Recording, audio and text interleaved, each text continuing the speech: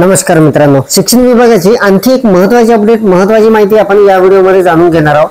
तर मित्रांनो, शाळा स्तरावर आपल्याला आर्थिक खर्च जो करायचा असतो त्याबाबत एक महत्त्वाचं जे पोर्टल आहे ते आहे PFMS। तर मित्रांनो, PFMS पोर्टलचे बरेचसे व्हिडिओ आपण आपल्या चॅनलवर बघितलेले आहे। तर मित्रांनो, PFMS पोर्टलवर 2024-25 मध्ये जर आपल्याला काही काम करायचं असेल, जसं वेंडर वगैरे बनवायचं असेल किंवा इतर कोणतं काम करायचं असेल, तर तिथे आपल्याला आता आपला मोबाईल क्रमांक आणि ईमेल आयडी अगोदर अपडेट करावी लागणार आहे।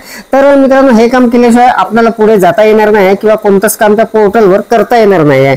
तर आपल्या मोबाईलवरून अगदी सहजपणे PFMS पोर्टलवर आपण आपला मोबाईल क्रमांक व ईमेल आयडी अपडेट कशी करायची याची संपूर्ण सविस्तर माहिती लाईव्ह डेमो सहित आता आपण पाहणार आहोत। तर नमस्कार, मी राज मेश्राम, मराठीशाळा.com या YouTube चॅनलवर पुन्हा एकदा आपलं सहर्ष स्वागत आहे। मित्रांनो, PFMS पोर्टल 2024-25 ची अत्यंत महत्त्वाची अपडेट असणार आहे। पोर्टलवर मोबाईल क्रमांक व ईमेल आयडी अपडेट कसा करावा याची संपूर्ण सविस्तर डेमो सहित माहिती जाणून घेण्यासाठी व्हिडिओला स्किप न करता पूर्ण बघा।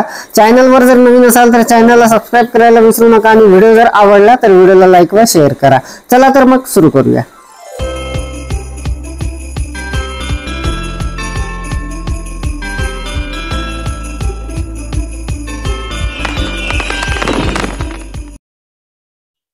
तर मित्रांनो, PFMS पोर्टलवर आपल्याला आपला मोबाईल क्रमांक आणि ईमेल आयडी अपडेट करण्यासाठी सर्वात अगोदर आपल्या मोबाईल मध्ये PFMS ची साइट ओपन करून घ्यावी लागणार आहे। तर बघा, माझ्या मोबाईल मध्ये मी क्रोम ब्राउझर मध्ये PFMS ची साइट ओपन करून घेणार आहे। तर इथे PFMS टाइप केल्यानंतर तिथे PFMS चा जो रिझल्ट आहे अशा पद्धतीने येणार आहे आपल्या समोर। तर हा जो पहिला रिझल्ट आहे मित्रांनो PFMS, यावर आपण क्लिक करणार आहोत। तर यावर क्लिक केल्यानंतर PFMS ऑफिशियल पोर्टल अशा पद्धतीने आपल्याला दिसणार आहे। तर मित्रांनो, याचा इंटरफेस संपूर्ण चेंज झालेला आहे। पहिले अगोदर वेगळा होता, आता वेगळा आहे। तर अशा पद्धतीने आपल्याला हा इंटरफेस दिसणार आहे आणि इथे आपल्याला लॉग इनचा ऑप्शन दिसत नसेल तर इथे बघा, या ज्या 3 रेषा आहे यावर आपल्याला अगोदर क्लिक करून घ्यावं लागणार आहे इथे। त्यानंतर काही नवीन ऑप्शन आपल्या समोर येणार आहे। तर बघा, यावर क्लिक केल्यानंतर अशा पद्धतीचे ऑप्शन इथे आलेले आहे आणि इथे बघा आपल्याला लॉग इनचा ऑप्शन मिळणार आहे, लॉग इन। तर इथे आपल्याला लॉग इन वर क्लिक करायचं आहे आणि त्यानंतर लॉग इनचं पेज आपल्या समोर अशा पद्धतीने येणार आहे। तर मित्रांनो बघा, PFMS पोर्टल मध्ये आपल्याकडे जवळपास 3 लॉग इन आहे। एक शाळेची लॉग इन आहे, एक मेकर आयडी आणि एक चेकर आयडी आहे। तर मेकर आयडी वरून जवळपास बरेचसे काम आपण करत असतो, जसं वेंडर वगैरे बनवणे। तर बघा, आपल्याला तिथे आपला ईमेल आयडी आणि जो मोबाईल क्रमांक आपण सुरुवातीला दिलेला होता तो आपल्याला आता अपडेट करावा लागणार आहे। त्याशिवाय आपल्याला कुठलंच काम PFMS पोर्टलवर करता येणार नाही आहे। तर त्यासाठी मी सगळ्यात अगोदर लॉग इन करून घेतो, त्यानंतर आपण समोरची प्रोसिजर बघणार आहोत। तर मित्रांनो, लॉग इन करण्यासाठी बघा, तिथे मी माझा आयडी आणि पासवर्ड टाकून घेतलेला आहे। त्यानंतर खाली जो कॅप्चा दिलेला होता तो जसाच्या तसा आपल्याला तिथे फिल करून घ्यायचा आहे। त्यानंतर इथे लॉग इनचं जे बटन आहे यावर क्लिक करून घ्यायचं आहे। तर बघा, आता मी संपूर्ण माहिती भरलेली आहे। मी लॉग इन वर क्लिक करतो। लॉग इन केल्यानंतर आता हे लॉग इन होणार आहे। आता लॉग इन झालेलं आहे। लॉग इन झाल्यानंतर अशा पद्धतीचा इंटरफेस आपल्या समोर येणार आहे। इथे बघा, जे पोर्टलवर जे काही ऑप्शन आहे ते सर्व ब्लर आहे आणि खाली आपल्याला एक अशा पद्धतीचं दिसणार आहे आणि यामध्ये बघा, व्हेरीफाय मोबाईल नंबर म्हणून आहे। Verify mobile number, verify email अशा पद्धतीचे तिथे असणार आहे। तर हे आपल्याला व्हेरीफाय करणं खूप आवश्यक आहे, त्याशिवाय आपण समोर आपल्याला या पोर्टलवर कुठलंच काम करता येणार नाही आहे। तर मित्रांनो बघा, इथे एक सूचना आपल्याला ब्लर याच्यामध्ये दिसत आहे।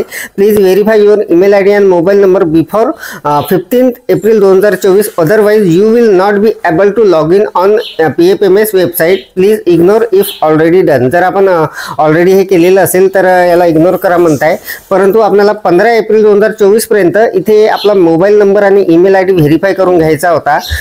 त्याशिवाय आपल्याला इथे लॉग इन वगैरे करता येत नव्हतं किंवा कुठलंच काम करता येणार नव्हतं।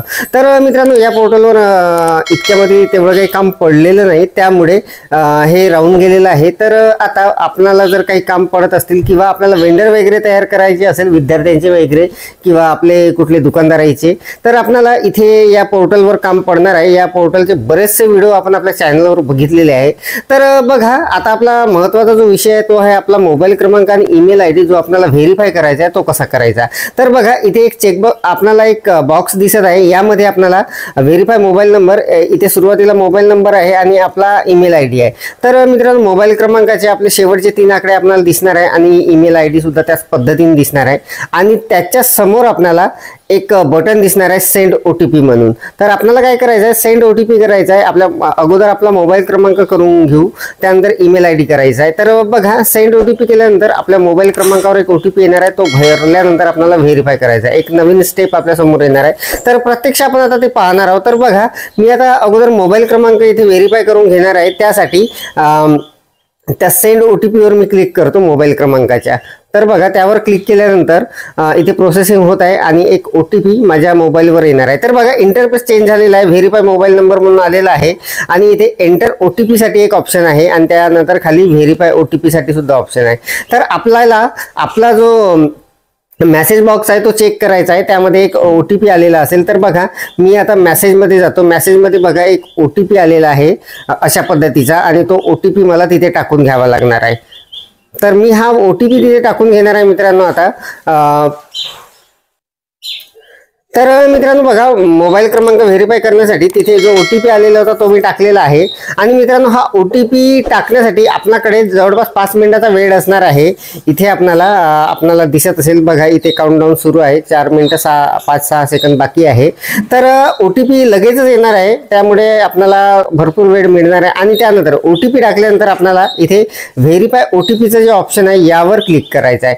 तर बघा मी व्हेरीफाय OTP करतो. प्रोसेसिंग होत आहे आणि हा OTP जो आहे तो घेतलेला आहे. इकडे बघा आता सेंड OTP जे ऑप्शन होतं त्या जागी आता व्हेरीफाईड म्हणून आलेलं आहे. म्हणजे मोबाईल क्रमांक अगदी सहजपणे आणि अचूकपणे व्हेरीफाय झालेला आहे. तर आता त्याच पद्धतीने आपल्याला ईमेल सुद्धा आपला व्हेरीफाय करावा लागणार आहे. तर त्यासाठी पुन्हा सेंड OTP करतो मी.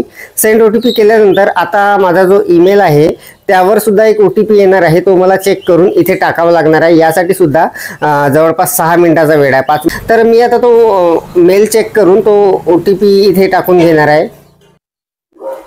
तर मित्रांनो बघा हा माझा मेल बॉक्स आहे. यामध्ये सुद्धा एक OTP आलेला आहे अशा पद्धतीचा आणि हा OTP आपल्याला मेलवर आलेला आहे मेल व्हेरीफाय करण्यासाठी. तर हा आता मी तिथे टाकून घेणार आहे. तर बघा ईमेल जो होता माझा त्याचा सुद्धा OTP मी इथे टाकून घेतलेला आहे आणि आता व्हेरीफाय OTPचं जे बटन आहे त्यावर मी क्लिक करून घेणार आहे इथे. त्यानंतर हा सुद्धा इथून व्हेरीफाय होणार आहे. तर बघा व्हेरीफाय मी करून घेतो. प्रोसेसिंग होत आहे आणि इथे बघा आता हा सुद्धा व्हेरीफाईड झालेला आहे. म्हणजे आपला मोबाईल क्रमांक आणि ईमेल ID दोन्ही मी व्हेरीफाय करून घेतलेले आहे अशा पद्धतीने. व्हेरीफाय झाल्यानंतर बघा इथे सबमिटचं एक ऑप्शन आहे. हे महत्त्वाचं असणार आहे. ही स्टेप इथे सबमिट करून घ्यायचं आहे. हे महत्त्वाचं असणार आहे मित्रांनो. तर बघा दोन्ही आपण व्हेरीफाय केलेले आहे. आता आपण सबमिट करणार आहोत. सबमिट केल्यानंतर प्रोसेसिंग होत आहे आणि आता आपल्याला एक नवीन इंटरफेस आलेला आहे बघा चेंज पासवर्डचा. तर आता आपल्याला आपला पासवर्ड सुद्धा चेंज करून घ्यावा लागणार आहे इथून. तर बघा इथे करंट पासवर्ड आहे यावर मी क्लिक करतो आणि तो पासवर्ड जो काही होता तो टाकून घेणार आहे. आणि आता इथे आपल्याला नवीन पासवर्ड इथे क्रिएट करून घ्यायचा आहे. नवीन पासवर्ड आपल्याला टाकायचा आहे आणि त्यानंतर तोच पासवर्ड इथे परत टाकायचा आहे. त्यानंतर चेंज पासवर्ड करून घ्यायचा आहे. तर आता मी तो नवीन पासवर्ड इथे चेंज करून घेणार आहे. आपलं संपूर्ण काम इथे झालेलं आहे. आपण ईमेल आणि मोबाईल क्रमांक व्हेरीफाय केलेला आहे, त्याला सबमिट केलेला आहे आणि त्यानंतर इथे हे जे चेंज पासवर्डचा ऑप्शन आलेला आहे यामध्ये सुद्धा आपण पासवर्ड आता चेंजची प्रक्रिया पूर्ण करत आहोत. तर इथे बघा मी पासवर्ड टाकून घेतलेला आहे नवीन. आता इथे सिम्पली चेंज पासवर्डचं जे ऑप्शन आहे यावर मी आता क्लिक करून घेणार आहे. यावर क्लिक केल्यानंतर हा जो पासवर्ड आहे बघा PFMS says password change successfully असं इथे मेसेज आलेला आहे. म्हणजे हा पासवर्ड जो आहे सक्सेसफुली चेंज झालेला आहे इथून. तर आपल्याला अशा पद्धतीने हा इथून चेंज करता येणार आहे. आपल्याला लॉग इन करता येणार आहे. तर मी बघा आपल्याला लॉग इन करून दाखवणार आहे. आता मित्रांनो बघा आता आपल्याला इथे लॉग इन केल्यानंतर अशा पद्धतीचा इंटरफेस इथे दिसत आहे आणि अगदी सक्सेसफुली आपलं ते काम झालेलं आहे. ते काम केल्याशिवाय आपल्याला इथे कुठलेच काम करता येणार नव्हतं. आता बघा अगोदर इथे ब्लर दिसतो तो पूर्ण, आता संपूर्ण ऑप्शन इथे ओपन झालेले आहे. हा जो ऑप्शन आहे please verify your email ID हा असाच येणार आहे, परंतु आपण इथे ऑलरेडी हे डन आपलं झालेलं आहे, त्यामुळे आपल्याला इथे सर्व कामं करता येणार आहे. तर बघा या बाजूला संपूर्ण या ज्या टॅब आहे यामधून आपल्याला इतर कामं सर्व आपले करता येणार आहे. हे आहे PFMS पोर्टल, आपल्या शाळेचं लॉग इन आपण इथून करून घेतलेलं आहे. तर मित्रांनो PFMS पोर्टलची अत्यंत महत्त्वाची अपडेट, महत्त्वाची माहिती आपण या व्हिडिओच्या माध्यमातून जाणून घेतलेली आहे. बरेचसे आपल्या बांधवांचे कॉमेंट्स आलेले होते की सर तिथे एक मेसेज येत आहे, तिथे ईमेल आयडी आणि मोबाईल क्रमांक अपडेट करायचा आहे, तर तो कसा करायचा याची माहिती द्या. तर मित्रांनो अगदी सहजपणे आपल्या मोबाईलवरून आपण PFMS पोर्टलचा ईमेल आयडी आणि आपला मोबाईल क्रमांक व्हेरीफाय कसा करायचा, त्याला सबमिट कसा करायचा आणि त्यानंतर आपण तिथे आपला पासवर्ड कसा चेंज करून घ्यायचा याची संपूर्ण सविस्तर माहिती डेमो सहित बघितलेली आहे. जर आपण हा पूर्ण व्हिडिओ बघितलेला असेल तर आपल्याला हे संपूर्ण लक्षात आलेलं असेल. तर मित्रांनो या व्हिडिओमध्ये एवढंच. व्हिडिओ जर आवडलेला असेल तर व्हिडिओला लाईक करा, शेअर करा आणि माझ्या मराठीशाळा.com या YouTube चॅनलवर जर नवीन असाल तर चॅनलला सबस्क्राईब करायला विसरू नका. पुन्हा व्हिडिओ असा एका नवीन माहितीसह, नवीन अपडेटसह. तोपर्यंत धन्यवाद.